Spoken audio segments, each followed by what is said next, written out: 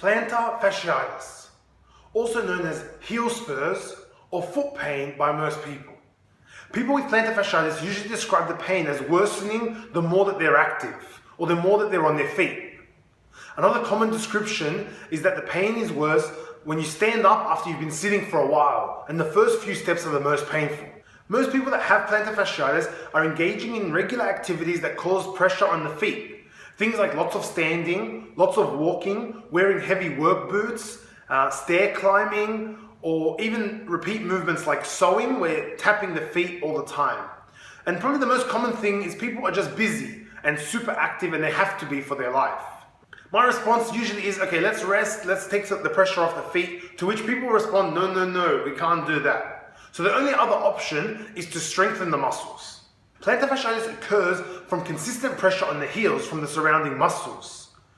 So usually we find that people with plantar fasciitis have very tight muscles, and stretching is one solution for that problem, but more importantly for me is to figure out why are those muscles so tight to begin with.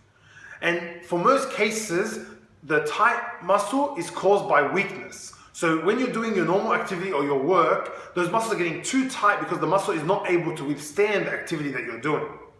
So the short-term solution is to stretch the muscles to reduce the pain, but over the long term, getting the muscle stronger will stop the cycle from repeating itself and give you lasting relief.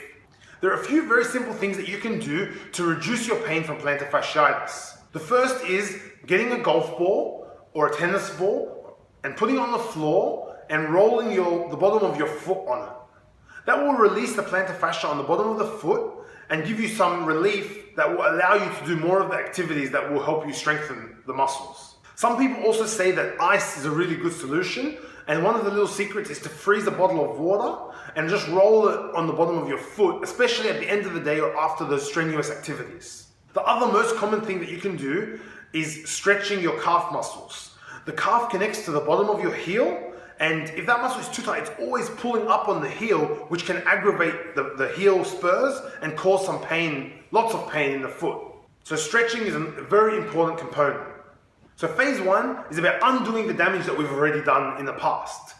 And then phase 2 is preventing the cycle from repeating itself. And we do that by strengthening. So we need to get those muscles in your leg, the ones that are most involved in your heel and ankle movements, really strong and give them amazing endurance. The best exercise that we have is very simple, and it's just calf raises. So just stand in a doorway with your hands on the door and just raise up on your toes as high as you can, lift your heels off the floor, and then slowly come back down and just repeat that 10 times. If it's easy, then do more. And the more activity that you're doing on an everyday basis, the more of these that you need to do. You can make it harder by standing on one leg and doing the same activity, but on one leg. That's going to double the load on the muscle, and just make sure you repeat on both sides. That's it. Plantar fasciitis doesn't need to be a lifelong condition. You can solve it, but you just need to devote a little bit of time and energy into breaking the cycle and giving your muscles a break. Thanks for watching. See you next time.